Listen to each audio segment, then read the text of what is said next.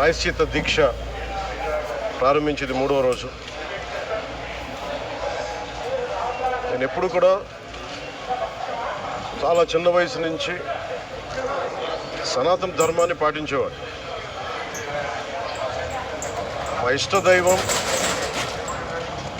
ఆంజనేయ స్వామికి ఎప్పుడు రామభక్తులం. మేము ఎప్పుడు భక్తి, ఆధ్యాత్మికత ఇవన్నీ కూడా ఇంట్లో ఇది మా స్వవిషయం అని చెప్పి ఎప్పుడు దీన్ని లోపలే పెట్టుకుంటాం తప్ప, లేదంటే అవసరమైన సమయాల్లో, పూజా సమయాల్లో, పండగల సమయాల్లో చెప్పుకుంటాం తప్ప దీనిని ఈ రకంగా చెప్పుకునే పరిస్థితిని ఎప్పుడూ మేము అలవాట్లేదు. సగటు హిందువులో ఉన్న విధానం ఇది.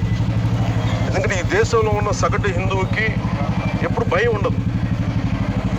సగటు హిందువుకి ఏ రోజు కూడా ఇంకొక మతం మీద కానీ ఇంకో వ్యక్తి మీద కానీ ద్వేషం ఉండదు. విజయనగర సామ్రాజ్యం నుంచి అరబిక్ వ్యాపారులు ఇక్కడ గుర్రాలని అమ్ముకోవడానికి వచ్చి విజయనగరం మహారాజుల గొప్పతనం ఏంటంటే, సనాతన ధర్మాన్ని పాటించే వాళ్ళు గొప్పతనమైన వాళ్ళు వచ్చి అడిగింది ఏంటంటే, మాకు ప్రార్థించుకోవడానికి మాకు మస్జిద్ లేదు అంటే ఆయన కోట ప్రాంగణంలో మస్జిద్ కట్టించారు. ఏమి కాదు, సనాతన ధర్మాన్ని పాటించే వ్యక్తిత్వాలకు విలక్షణం. అలాగే అనేక మంది సంస్థానాలు కానీ అందరూ కూడా పోర్చుగీస్ నుంచి వచ్చినా, ఎవరు వచ్చినా, క్రిస్టియానిటీని తీసుకొచ్చినా కానీ అందరికీ సమానంగా ఈ దేశం తీసుకుంది. పార్సీల్ని తీసుకుంది లోపలికి, జొరాస్ట్రియన్స్ని తీసుకుంది. ఏ మతం వచ్చినా లోపలికి తీసుకుంది, ఇముడ్చుకుంది తప్ప ఇంకో మతాన్ని ఎప్పుడు ద్వేషించాలి. కానీ ఈరోజు నేను మాట్లాడుతుంది ఈ ప్రాయశ్చితం దేనికి దీక్ష అనుకుని నేను ఎప్పుడు మీ అందరికీ తెలుసు. 5 సంవత్సరాల వైసీపీ పాలనలో ఇదే దేవాలయంలో కనకదుర్గ అమ్మవారి రథం తాలూకు మన సింహాలు మాయమైనవి, కొన్ని ఇబ్బందులు, తప్పులు జరిగినాయి అంటే ఒక్కొక్కరు ఎలా మాట్లాడారు వైసీపీ నాయకులు. వాళ్ళెవరు ముస్లిమ్స్ కాదు, హిందూస్ కాదు, వాళ్ళెవరు ముస్లిమ్స్ కాదు, క్రిస్టియన్స్ కాదు, హిందువులే అందరూ.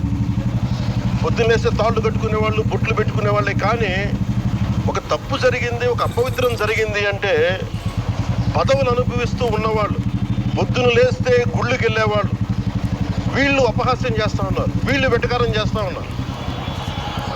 ఈ ఎంటైర్ ఈ విషయంలో వాళ్ళు మతం పుచ్చుకున్నారా లేదా నాకు అయినా తెలియదు. వైవి సుబ్బారెడ్డి గారు ఉన్నారు, భూమన కరుణాకర్ రెడ్డి గారు ఉన్నారు, వారి కుటుంబ సభ్యులు ఉన్నారు. ఎవరైనా సరే మీరు మతం పుచ్చుకున్నారా లేదా నాకు తెలియదు. అవన్నీ అది మీ బయటికి చెప్పుకుంటారా లేదా నాకు తెలియదు. నేను అది కూడా మాట్లాడట్లా. కానీ మీరు బాధ్యత తీసుకున్నారు. మీరు హైందవ ధర్మాన్ని కాపాడుతానని మీరు బాధ్యత తీసుకున్నప్పుడు కాపాడాల్సిన అవసరం మీ మీద ఉంది. బోర్డుని మీరు స్థాపించారు, మేము స్థాపించాల. తప్పులు జరిగినాయి. తప్పులు జరిగితే వైఎస్ జగన్ గారు ఏం చెప్పాలి? ఒకవేళ నాకు తెలియకుండా మేము ఆయన బ్లేమ్ చేయట్లా. కానీ మీ ఆధ్వర్యంలో జరిగింది, మీరు కాన్స్టిట్యూట్ చేసిన బోర్డు వల్ల జరిగిన తప్పిదాలు ఇవి. మేము కనుగొన్నాం. ల్యాబ్ టెస్ట్లు ఇవన్నీ మేము ఆటలాడతామా? ఇవన్నీ వీటితోటి, సెంటిమెంట్స్ తోటి మా బాధ్యత లేదా?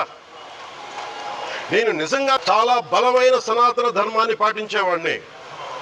చిన్నప్పటి నుంచి, పొద్దున్న లేచినప్పటి నుంచి రాత్రి పడుకునేదాకా మా ఇంట్లో రామనామం ఉండేది, రామ జపం ఉండేది మా ఇంట్లో. అలాంటి రామభక్తులం మేము. కానీ రామతీర్థం విగ్రహాన్ని, రాముడి విగ్రహాన్ని శిరచ్ఛేదం జరిగినప్పుడు ఒక సగటు సనాతనవాదిగా, సగటు హిందువుగా, సగటు రామభక్తుడిగా బయటకు వచ్చి చాలా గొడవలు చేయగల సత్తా ఉన్నవాడిని గుర్తుపెట్టుకోండి. ముఖ్యంగా వైసీపీ నాయకులకి, నన్ను విమర్శించే దేశ యావత్తు నన్ను విమర్శించే ప్రతి ఒక్కరికి తెలియజేస్తున్నా, గొడవ పెట్టుకోవాలంటే చాలా బలంగా గొడవ పెట్టుకోవాలి. కానీ నాది పేదవాళ్ళ కష్టాలు, క్రిమినలైజేషన్ ఆఫ్ పాలిటిక్స్, వీటి మీద మేము మాట్లాడతాం, వీటి మీద తప్పించాం. ప్రజలు బాగుండాలి, కాన్స్టిట్యూషన్ వాల్యూస్ని అప్హోల్డ్ చేయాలి, రాజ్యాంగం బాగుండాలి, వీటి కోసం తపన పడేవాళ్ళు. కానీ సెక్యులరిజం పేరు మీద, secularism is not one way, it's two way. Secularism అంటే కూర్చోబెట్టి ఒక్క సైడ్ నుంచి వచ్చేది కదా, అన్ని సైడ్ నుంచి రావాలి. ఇది చాలా ఆవేదన కలిగిస్తుంది. కొన్ని దశాబ్దాలుగా చూస్తున్నారు ప్రతి హిందువు. దీంట్లో మిగతా మతాల ప్రస్తావన కంటే కూడా ఎక్కువ ప్రస్తావన చేస్తుంది. హిందూ ధర్మాన్ని పాటించి, వాళ్ళు వ్యక్తిగతంగా పాటించి బయటకు వచ్చేటప్పటికి మీడియా వారి కోసమో లేదంటే ఇంకొంత ఎవరైనా సాటిస్ఫై చేయడం కోసం తెలియదు, కానీ సాటి హిందువులు తోటి హిందువులను తిడతా ఉన్నారు. ఇది చాలా ఆక్షేపణీయం.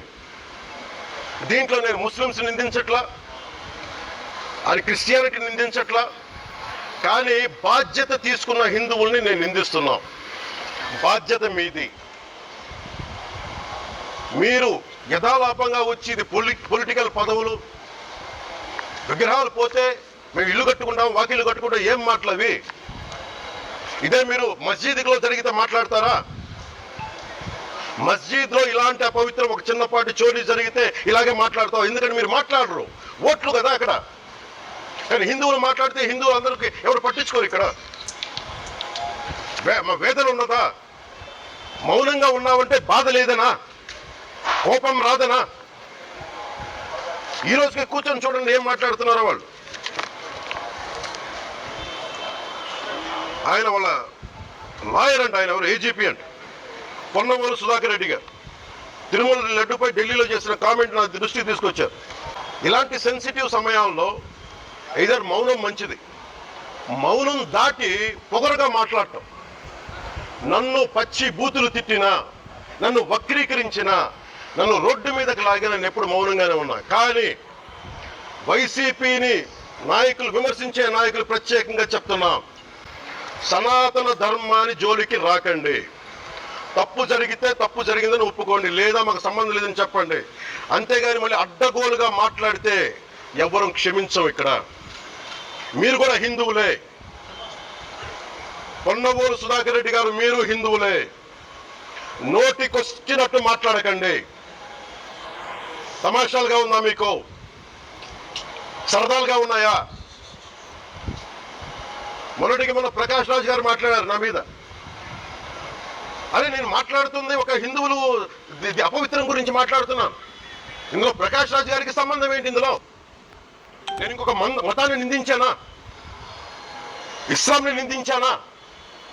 క్రిస్టియానిటీని నిందించానా? అపవిత్రం జరిగింది, ఇలా జరగకూడదు, ఫుడ్ అడల్టరేషన్ జరిగిందని మాట్లాడుతుంటే నేను గోల చేయకూడదు అంటే తప్పు జరిగినప్పుడు మాట్లాడకూడదా? ఒక అపవిత్రం జరిగితే మాట్లాడకూడదా? దేవతా విగ్రహాలను శిరచ్ఛేదం చేస్తే మాట్లాడకూడదా? ఏం పిచ్చి పట్టింది కుక్కలకి? ఎవరి కోసం మాట్లాడుతున్నారు మీరు? ప్రకాష్ రాజ్ కూడా చెప్తా ఉన్నాను, నాకు మీరంటే గౌరవం. I have extreme respect for you. కానీ when it comes to secularism, Prakash Raj గారు, it is a two-way, not one-way. I have extreme respect for you. You know that. మీరు secularism is always two-way, it is not one-way. హిందువుల మీద దాడి జరిగినప్పుడల్లా వచ్చి మాట్లాడడం తప్ప, అన్య మతాల మీద జరిగితే నేను కూర్చొని ఇంతమంది కౌలు రైతులకు ఇచ్చాను, ఎంతమంది ముస్లిం ఇస్లాం రైతాంగానికి ఇచ్చాను నేను. ఇదే ఎన్ని మద్రాసాలకి డబ్బులు ఇచ్చాను నేను, 25 లక్షలు 30 లక్షలు ఇచ్చాను, నేను ఇచ్చినవాడిని. నేను నాకు అన్య మతం ఇస్లాం మీద గౌరవం ఉన్నవాడిని, క్రిస్టియానిటీ మీద గౌరవం ఉన్నవాడిని, చిన్నప్పటి నుంచి కూర్చొని మిషనరీ స్కూల్లో చదువుకున్నవాడిని.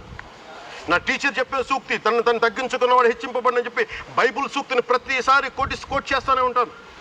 ఇది నా గౌరవం, ఇది నేను చూపించే గౌరవం. మీరు మాట్లాడితే కూర్చొని నేను పాటించే ధర్మానికి అపవిత్రం జరిగినప్పుడు మాట్లాడకూడదు, మౌనంగా ఉండాలి. సెక్యులరిజంకి విఘాతం అంటే ఏంటి? సెక్యులరిజంకి విఘాతం నా ఇంటి మీద దాడి జరిగినప్పుడు నేను మాట్లాడకూడదా? నా ఇల్లు 10 మందికి ఆశ్రయం ఇస్తుంది. నా సనాతన ధర్మం అన్ని ధర్మాలకి ఆశ్రయం అయితే దానికి దాడి జరిగినప్పుడు, దాని మీద అపవిత్రం జరిగినప్పుడు దానికి కూడా మాట్లాడకూడదంటే ఏం మాట్లాడాలి మీతోటి? ప్రకాష్ రాజ్ గారు, you have to learn your lessons. I respect you. It's not just Prakash Raj Garu, all the people who thinks in the name of secularism, you're going haywire.